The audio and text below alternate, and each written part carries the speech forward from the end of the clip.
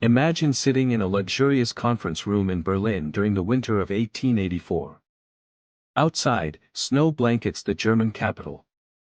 Inside, champagne flows as European diplomats laugh, debate, and draw lines on a map. They're carving up an entire continent like a cake at a birthday party. The continent? Africa. The people making decisions were the Europeans. The Africans whose lives would be forever changed. Not a single African was invited. It is the story of the Berlin Conference, also known as the Congo Conference, one of the most consequential meetings in human history. In just 3 months, European powers would set the rules for colonizing Africa, triggering what historians call the Scramble for Africa. By the time they were done, arbitrary borders would be drawn, kingdoms would fall, and the repercussions would echo for generations. But how did we get here? And what really happened behind those closed doors in Berlin? Before we dive into the conference itself, we need to understand what Africa looked like in the 1880s. This wasn't an uncivilized or dark continent as European propaganda suggested. Africa was home to sophisticated kingdoms, empires, and societies with their own governments, trade networks, and cultures. The Ashanti Empire in West Africa controlled vast gold resources. The Kingdom of Dahomey had a fearsome military, including their famous female warriors. In East Africa, the Sultanate of Zanzibar dominated Indian Ocean trade. Ethiopia remained a powerful empire that would later become the only African nation to successfully resist European colonization. In southern Africa, the Zulu Kingdom had military innovations that rivaled European armies. But by the 1880s, European powers had established coastal trading posts and were hungry for more. The Industrial Revolution was in full swing, and European nations needed 2 things desperately: raw materials to feed their factories and new markets to sell their manufactured goods. For centuries, European involvement in Africa had mostly been limited to the coast's trading posts for gold, ivory, and enslaved people. But now, technology had changed the game. Steamships could navigate rivers deep into the interior, quinine helped Europeans survive malaria, and telegraph lines allowed instant communication. Also, almost ominously, the Maxim machine gun gave Europeans unprecedented military superiority. The match that lit the powder keg was King Leopold II of Belgium. Leopold was obsessed with getting a colony to increase Belgium's prestige. Since Belgium was small and didn't have colonies like Britain or France, Leopold decided to act as a private individual. In 1876, Leopold organized the International African Association, claiming it was a scientific and philanthropic organization to explore and civilize Central Africa. In reality, it was a front for his personal colonial ambitions. He hired the famous explorer Henry Morton Stanley to secure treaties with African chiefs in the Congo Basin, treaties that the chiefs often didn't understand and gave away their sovereignty. By 1884, tensions were rising. Britain and France had competing claims in West Africa. Portugal claimed historical rights along the Congo River. Germany, newly unified under Otto von Bismarck, suddenly wanted colonies too. Leopold's private claims in the Congo were causing international friction. Something had to give. The European powers needed rules for their African land grab, not to protect Africans, but to prevent Europeans from going to war with each other over African territory. On November 15, 1884, representatives from 14 nations gathered in Berlin at the invitation of German Chancellor Otto von Bismarck and French Ambassador Jules Ferry. The attendees included the major colonial powers: Britain, France, Germany, Portugal, and Belgium. The lesser colonial powers: Spain, Italy, and the Netherlands. Other European nations: Austria-Hungary, Sweden-Norway, Denmark, and Russia. And 2 non-European nations, the Ottoman Empire and the United States. Notice who wasn't there. Not a single African representative, not a single African voice. The fate of 11.7 million square miles and hundreds of millions of people would be decided without their input. It would be like having a meeting about your house and your family's future, except you're locked outside while strangers decide everything. Otto von Bismarck chaired the conference. Interestingly, Bismarck himself wasn't particularly interested in African colonies. He thought they were expensive distractions, but he saw the conference as an opportunity to improve Germany's diplomatic position in Europe and to prevent conflict between the major powers. One of the key figures influencing the conference behind the scenes was Henry Morton Stanley, who represented King Leopold's interests. Stanley had spent years in the Congo making treaties and had recently published books portraying the region as ripe for European exploitation. His propaganda painted Leopold as a humanitarian who wanted to end slavery and bring civilization to Africa, a narrative that many at the conference accepted.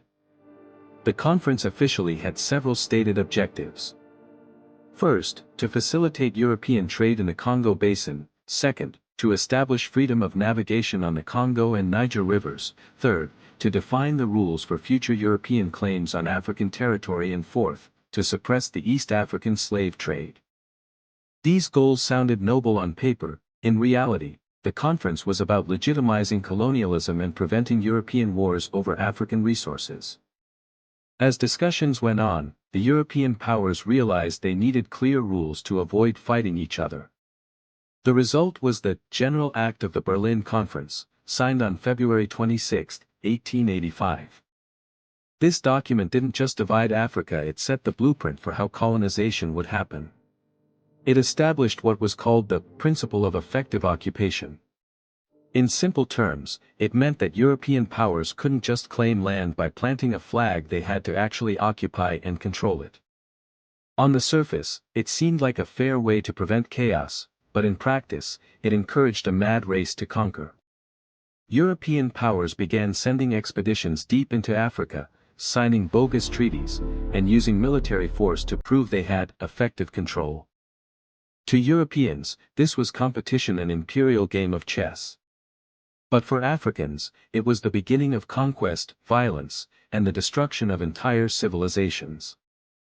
One of the biggest winners of the conference was King Leopold II of Belgium. Thanks to his lobbying and Stanley's groundwork, Leopold was granted personal control over the Congo Free State, a territory more than 80 times the size of Belgium. On paper, it was meant to be a humanitarian project. In reality, it became one of the most brutal colonial regimes in history. The so-called humanitarian project soon turned into a hell on earth. Millions of Congolese were enslaved to extract rubber and ivory for European profit. Villages were burned, hostages were taken, and horrific punishments were carried out against anyone who resisted, including the infamous severed hands. And yet, at the Berlin Conference itself, Leopold's plan was celebrated as a victory for civilization. The hypocrisy was staggering. The General Act also formalized another principle: free trade. The Congo Basin was declared open to all nations for commerce. Again, it sounded noble, but in reality, it meant open access for exploitation. Once the Berlin Conference ended, European nations wasted no time putting their new rules into action. Within just a few years, Africa went from mostly independent kingdoms and empires to a continent under foreign control. The so-called Scramble for Africa was a frenzy of conquest. Britain took Egypt, Sudan, and much of southern Africa. France claimed West Africa. Germany seized territories in East Africa and Namibia. Portugal, Italy, and Belgium all grabbed their share. Within 25 years, nearly 90% of Africa was under European control. To make their colonies easier to manage, Europeans drew borders with straight lines that ignored ethnic groups, languages, and centuries-old rivalries. Entire communities were divided, and new ones were forced together under artificial boundaries that still cause tension today. European powers justified all this with the idea of the civilizing mission. They claimed they were bringing progress, Christianity, and order to Africa, but the reality was exploitation of land, labor, and people. Railways were built, but only to extract resources. Schools were opened, but often to erase local culture. Everything from crops to laws was redesigned to benefit Europe, not Africa. Resistance did occur from the Zulu Kingdom in the south to the Ashanti Empire in the west and the Mahdist forces in Sudan. But no matter how brave, most of these resistance movements were eventually crushed by superior European weaponry and technology. By 1900, the scramble for Africa was complete. The continent's future had been redrawn not by Africans, but by men in suits sitting thousands of miles away. The Berlin Conference officially ended in February 1885, but its consequences never truly ended. The borders drawn in that winter of greed still shape Africa's politics, conflicts, and identity today. Nations like Nigeria, Congo, and Sudan still struggle with divisions that trace back to those lines drawn in Berlin. The legacy of exploitation created deep economic wounds, while the cultural and spiritual damage left scars that remain generations later. Yet, Africa endures. Its people rebuild, redefine, and reclaim their identity. From independence movements in the 20th century to the cultural renaissance of today, Africans continue to turn pain into power. The Berlin Conference may have drawn the lines, but it could never define the spirit of Africa. So next time you look at a map of Africa, remember, those borders weren't made by nature. They were drawn by men in suits, with pens that cut deeper than swords.